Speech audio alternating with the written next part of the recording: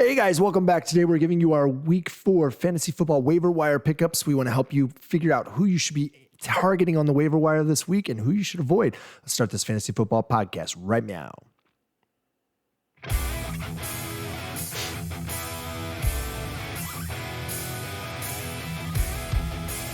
Hey everyone, welcome to the Fantasy Football Upside. I am Justin. That is Kyle. Thanks for dropping by our Fantasy Football podcast and YouTube channel. We're already having a good time. Kyle told me to do something right before this started, and it wasn't very nice. It was very inappropriate. He got me laughing. Yeah. It was very mean. Very mean. But this is going to drop on Tuesday. We always do this. Every week we'll give you the players you need to target on the waiver wire, which we will do today for week 4. All right, question out there. Has the dreaded injury bug hit your team hard?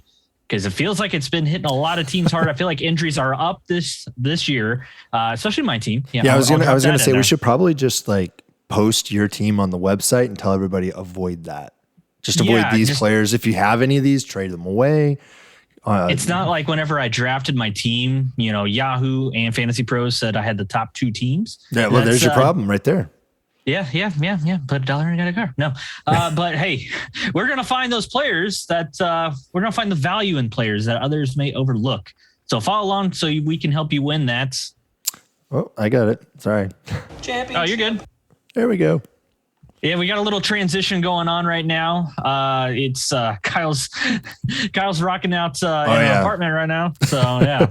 Yeah, that sounded weird. Yeah, that did sound a little weird. Nothing bad, all good. Nothing bad. But so guys, make sure that you hit that like button as well as the subscribe button and the bell. That way you are notified every time that we upload a video, as well as going live on Sundays. Hey, we've been having a lot of fun on Sundays, right? Yes. Those are some fun ones. We're talking about possibly doing more of these recordings live, actually. Maybe get a little more interaction with you guys that way and answer your questions specifically, that sort of thing. So we have a lot of fun doing that on Sunday, interacting with everybody. So make sure you subscribe to do that. That way you're notified when we do go live. You can also follow us over on Twitter because that will also notify you when we're live. All right. So if you have a question, feel free to drop a comment down below, raise your hand, say, Little help now. That's right. So we are talking about waiver wire pickups, right, Justin? So yes. We're targeting guys who are 60% or less rostered on Yahoo. That's just the metric we like to use. We think a lot of people are on Yahoo. So that's where we're going with. Okay. So let's dive in headfirst into the shallow and start with our top waiver wire pickups for week 4. Justin, what is your top running back waiver wire pickup? All right. Did we figure out how to actually say this guy's first name? Is it Chuba or Chuba? I think it's Chuba. I mean, I have no idea. 1B rhymes with tuba, same spelling. So I'm going to go with Chuba. I mean, until I'm corrected otherwise. Yep. Carolina Panthers, 26% rostered. One of the last things a fantasy football player wants to hear is Christian McCaffrey is in the medical tent. And yet it's something you hear a lot of. Last year than this, but that's like the first times. But he was in there for a long time for a hamstring, but they did quickly rule him out. So it does not look like the Panthers are going to put CMC on the short-term IR, which is a minimum of 3 weeks. So they feel hopefully that his chances are coming back a little earlier than what maybe some others might think. But we're talking about Chuba Hubbard here, the rookie. Oh, yeah. He was highly regarded 2 years ago, and if he would have come out in the draft, he actually would have probably picked in the first couple rounds. He had like 2,000 plus all-purpose yards at Oklahoma State his redshirt sophomore year. So he did not. He went back. He was drafted in the 4th or 5th round this year, but he is very talented. But this is a massive drop from CMC. Let's not kid ourselves. He will not get the same workload as CMC. One of the first things I saw was because I was watching intently of that game, obviously. Hubbard dropped a pass within the first few plays that CMC was out that he would have caught. So that is going to be a slight issue with him because he is a rookie still learning how to play in the NFL. And I think the Panthers are going to sprinkle in the backup Royce Freeman a bit. But all that said, I do like him. He is talented. They are going to rely on him. And I think you're going to get back in running back 2 value out of him during his absence. The thing is I wouldn't drop your entire fab budget or, a big fab budget on there. Is it worth maybe putting down a high priority? Yes, I think so. Because I think, like I said, he is going to get you some back end running back 2 value. Yeah. I think you're right. I think that He's got at least some good short-term value right now. I don't know Yes. about long-term overall value, or even just spot start value, right? It all really kind of, for me, with Hubbard, depends on the matchup to some extent, as well as CMC has to be out for him to have any real value. I think that offense is going to struggle a little bit without CMC out there. I think that Darnold is not going to find the passing lanes open as much as you would hope, and so it's just going to kind of snowball from there, right? Yep. All right, I've got Tony Jones Jr. He's going, he's 17% rostered right now. He's still not getting rostered enough in my mind. I think that he's a solid pickup. He's good handcuff right now. This guy steps right into the lineup if Kamara goes down. So run out there, and if you've got space on your bench, if you're a deep bench, or deep roster type of league, then I think that Jones should be rostered, and maybe that's the 17%. Maybe he hasn't been able to really get the touches since week 1 that you'd hope for, and that offense in week 2 didn't really look all that good, but he's still getting some level of play. But right now, I think that Kamara is just capable of eating up all of the carries. And, I think to some extent, Peyton could end up going with the hot hand just as quickly, right? So that's the problem with Sean Payton a little bit as far as trusting Alvin Kamara. The problem with Alvin Kamara is that he doesn't generally stay healthy for the whole year. But that's kind of the modern NFL, right? Like, we're looking at Dalvin Cook. We say, you get 13 out of 16, fantasy football games. We're looking at Zeke. Maybe and 13 out of 17 now. Yeah. I mean, that's why Henry was such an anomaly last year, is that he played every game, and that's part of why he had so many carries. And that's part of why we say you shouldn't trust him this season to do a whole lot more. I think that Kamara is going to miss some time. That's just the nature of the beast at this point. And if you've got Kamara, maybe you want to have Tony Jones Jr. on your roster. Maybe if you don't have Kamara, you want Jones on your roster. The issue with me is Peyton won't want to run enough to get Jones value unless Kamara misses time, right? You're competing with Taysom Hill, running options and RPOs and other stuff on some of those designed runs or run calls. And so you're just not getting what you need out of that offense to be able to say that the running back 2 on that team should be able to produce around 30% of the carries, right? It's just not the way that they play that offense. And so as a result, you're kind of stuck with what you're stuck with, right? So I like him. I like him even better, just like Chuba Hubbard. You need some openings for him to get playing time. So yeah. All right, you've got 2 wide receivers here. Why don't you go ahead and give me your first wide receiver? First one is that's the one I've said a couple times now. Tim Patrick, 23% rostered. No one's listening. No one's listening, Justin. No, I guess not. I mean, is the third time the charm on people rostering Patrick? Because this is the third time in a row. Thank you for that, Kyle. Yeah. That he has made our waiver wire episode. So he caught a touchdown the first 2 games, touchdown each game, but he was held without one in week 3. But he led his team in receiving yards. So actually in a standard league, he scored about the same as he did the first 2 weeks. So he's not really dropped off any. It's not a huge upside pick, but with Jerry Jeudy still out, and sadly the Broncos did lose another wide receiver, KJ Hamler, to an ACL injury. It does look like it's torn. He's out for the season. Man. So I believe this opens up even more target volume for a Cortland Sutton and for a Tim Patrick. I do think he's going to provide weekly flex plus value, is what I put in there for my notes. Flex plus. Yep. In a pinch, he can get you some wide receiver 3 numbers, but if you're in a PPR, of course, or half PPR, flex value is really great for a Tim Patrick. Yeah. I mean, it's just, where do you start him? I mean, I guess if he's your wide receiver 3 because you're struggling to find that wide receiver 3, he makes your lineup, he cracks in your lineup, and then maybe he produces for you. He doesn't hurt you. Yeah, he gives you a solid floor, I think. Yeah. And that's kind of what you're looking for if you are struggling and need a guy like Tim Patrick off the waiver wire. He's a great one to go ahead and grab. Another great one to go ahead and grab is Josh Gordon. He's 4% rostered right now. And why am I mentioning Josh Gordon, right? He's set to sign with the Kansas City practice squad, and he has been made eligible.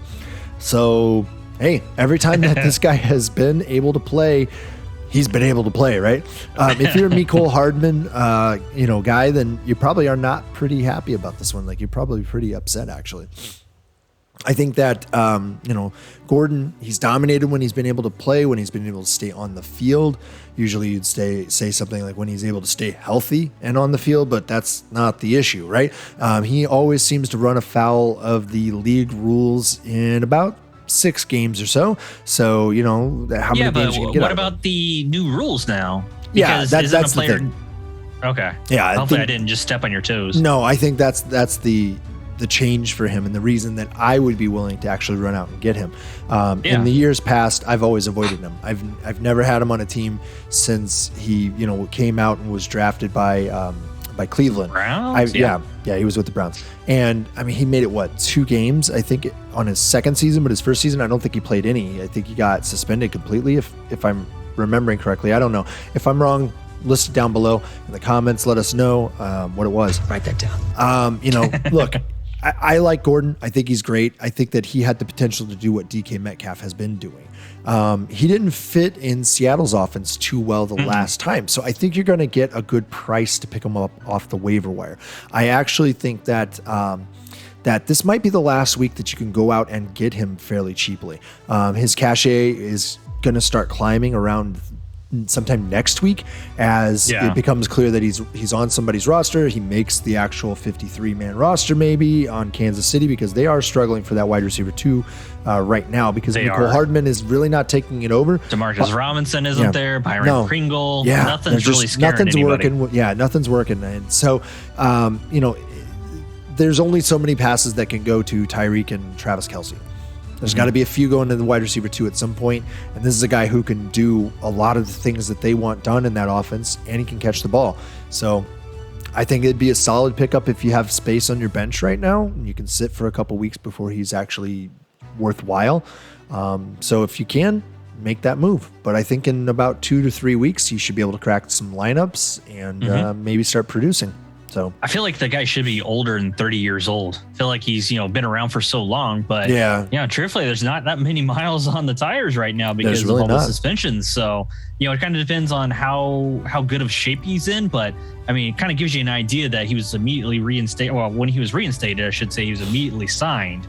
So that's got to tell you something, like something was in the works. I wonder how legit that was, legal that was, like tampering, but I think that's kind of the way it goes with him every time, is that he's indefinitely suspended repeatedly, and then a team is able to convince the league that they need to open up, and let him play, and then they sign him immediately. And so I think that's kind of where that comes from. At this point, though, there was no reason for him to continue to be suspended after they changed the rules going into this season. Who was it? Was it Lyle Collins? Is that who it was who screwed up? Oh, he's trying to bribe the piss tester. It was Lyle Collins, the right tackle for the Cowboys. Absolutely, just idiotic. Well, right? Maybe he had more than pot in there. Maybe that's why. It's possible. It's possible, but the word is that he didn't, and he failed to show up, and then after failing to show up, he tried to bribe him. So that's the problem right there. The failure to show would have resulted in a suspension of some kind, but peeing dirty with pot doesn't get you a suspension anymore. No. That's the new rule. So yeah. Going back on Josh Gordon, I don't think he could have landed in a better spot than this right here at Kansas City Chiefs. I really don't think he could have. As long as Andy Reid's able to get back on the sideline, I think he'll find a way to use him. So T's and P's, man. Yep. All right. So I did have a second wide receiver, and it is Emmanuel Sanders, 26% roster. You're a cheater. I am a cheater. cheater, pumpkin eater. All right, averaging just under 7 targets per game, and one of the most pass-heavy offenses in the league. Yeah. I'm trying to speak too fast. It can't talk good again, Kyle. But his target share is only around 16%, which I think is sustainable. And I think it could go up from there if there's any kind of injury to another wide receiver. But also, guys, he's new to the team. This is his first year on the team. I don't think he had much training camp or preseason because I think he was nicked up a little bit. But I think he is getting to know this offense and getting to know Josh Allen. This is slightly reactionary to what he did in week 3 with the 2 touchdowns, but Sanders comes with a lot of fantasy football history. Yeah. And I think he has an avenue to be a really good fantasy football player this year. He may be a little boomer bust for what I would, it depends on how you are structuring your team. If you have a lot of good floor players, like, if you're in a deep league, we were talking about Tim Patrick, a decent floor type guy.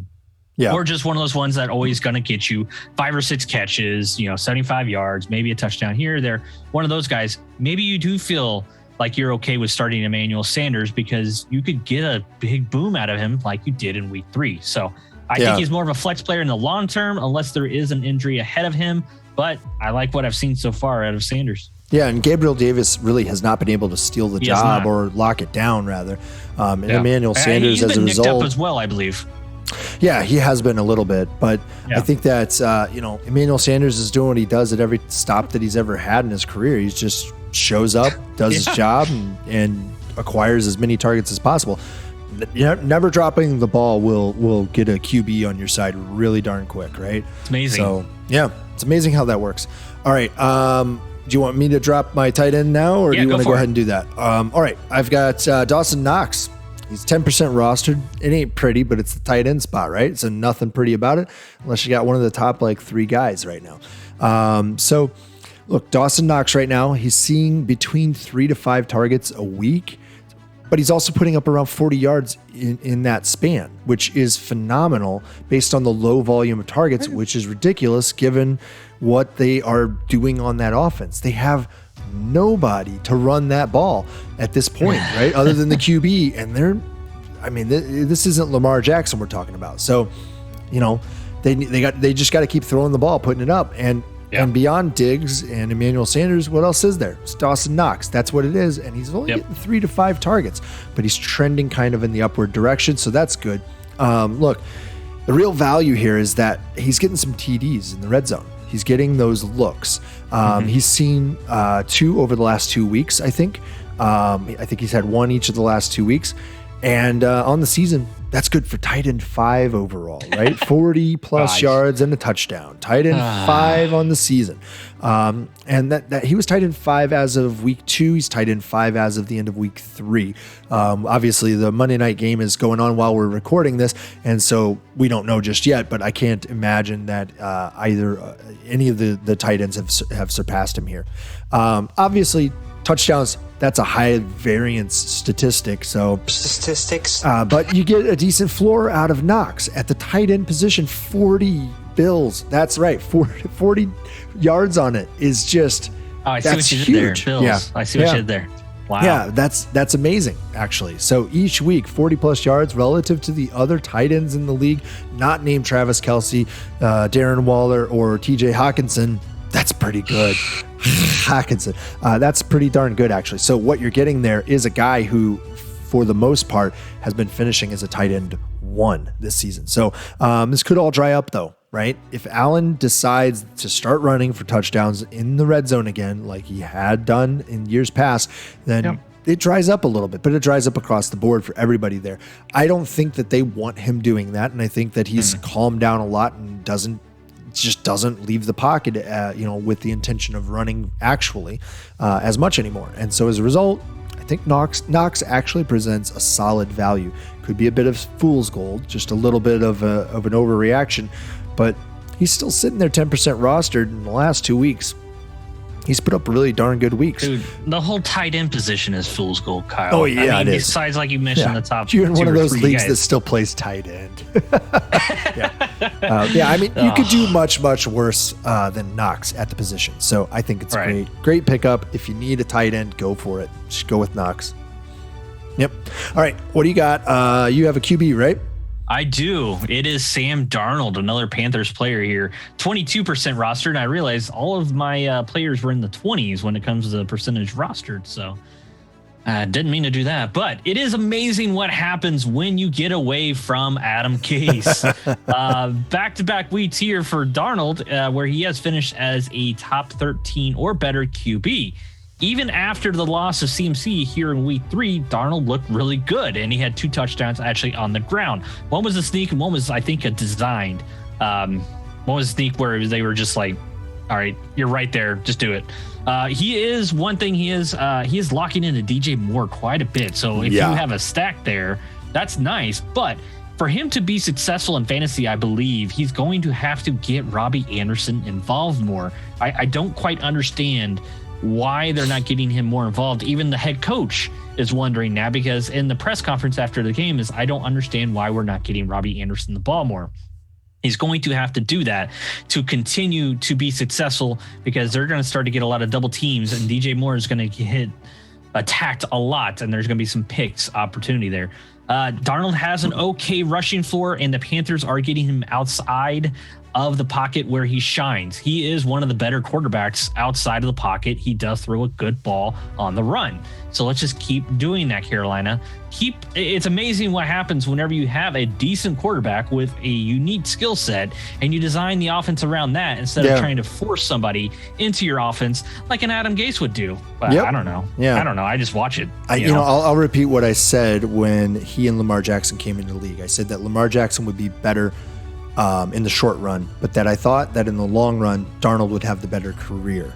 I don't know if that's actually going to be true in the end. I mean, because Lamar Jackson was able to improve his receiving percentage, right? His accuracy. Yeah. So I'm not sure at this point, but I still think that Darnold has the potential in this league to be a very good QB. Absolutely. He's not going to blow your socks off, I don't think, over the course of his entire career. But I think it is possible that he goes out there and he puts in a career like somebody like Jake Plummer or who was it that was down in Carolina when they won a Super Bowl? Jake Delhomme. Jake Delhomme, right? Jake the Snake Delhomme. Yeah, it is entirely possible that ends up occurring. And I think that Darnold has a really high level of talent. And coming into the league, man, he had so much potential, and then the Jets drafted him along with Adam Gase, right? Put him. Yeah, he's still only 25, I think. That's the thing. He came in super young. So, and for this season, I still think he's going to be able to provide you some of those low-end quarterback one numbers.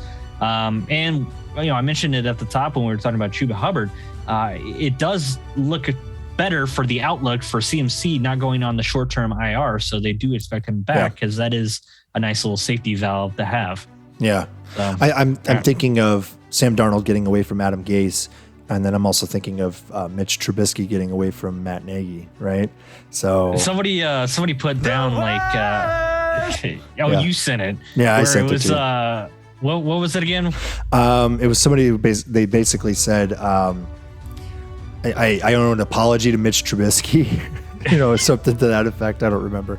But they basically said it was Matt Nagy's fault that something about that offense. Let me see if I can find and he's it like here. The greatest QB in the world for getting the they Bears said into the playoffs. They said if the Bears drafted Pat Mahomes, he'd be Mitch Trubisky right now. Or if Mitch Trubisky took Matt Nagy's offense to the playoffs twice, he may be the greatest QB of all time. Yeah. All right. So good. Yeah. Speaking of QBs and their coach that does or does not know football very well, we've got Derek Carr, right? 53% rostered. He's still available in a lot of leagues for some reason, sitting out there at 53%. I think we talked about him last week or the week before, and it was roughly the same percentage, actually. I don't know why people aren't rushing out to get this guy. He's a QB1 right now. He hasn't been perfect, but he has been a back-end QB1 so far this season, and he's throwing for a ton of yards, right? He's throwing for over 300 yards all 3 games so far this season, and he's thrown for 2 touchdowns twice. Guess what? This has been against really difficult defenses, actually, and he's still been able to put up that level of output. Name a wide receiver who is on that team that's showing up and dominating right now. There isn't one, right? It's just Darren Waller, and he's focused in on him, and then a cast of characters at the wide receiver position that it's still working for them. So they're doing okay. I would actually look for Derek Carr to kind of hit his stride here shortly, because they do have a much more QB-friendly schedule coming up. And they haven't shown a whole lot of desire to really just run the heck out of the ball. So why not bet on the one guy who's benefiting from the passing game right now, other than Darren Waller, who can actually be had off the waiver wire. So if you've kind of hit that wall with your QBs because you waited and you grabbed the wrong one, Derek Carr's out there in roughly half the leagues. Go get him. He needs to be on a team in every league right now, in my opinion. I just don't see why he isn't. I think it's necessary. He's a back-end QB1. I don't see what, and he's like 8th or 9th roughly. So even if you're in a 10-man league, this dude should be on somebody's roster right now. Absolutely. Yeah. Yep. All right, guys, that's going to do it for week 4 waiver wire pickups, right? Hopefully these guys are able to help you win a few weeks. Hopefully this is providing you some answers on some of the injuries or other disappointing players that you've had on your team. And maybe you can clean up some of the back end of your bench, or you might be able to find a guy who turns into a starter for you. If you have any suggestions for other players, feel free to write that down in a comment down below, right? So, hey, we got a road show going this week a little bit. I'm gonna be all over the place. Yeah. Things are kind of all over the place for us right now, but lots of changes happening, lots of good things. And, we're going to keep at it, guys, trying to bring you all that upside information from all over the place. All right, guys, that's it for waiver wires. We'll talk to you next time. Bye. See you guys.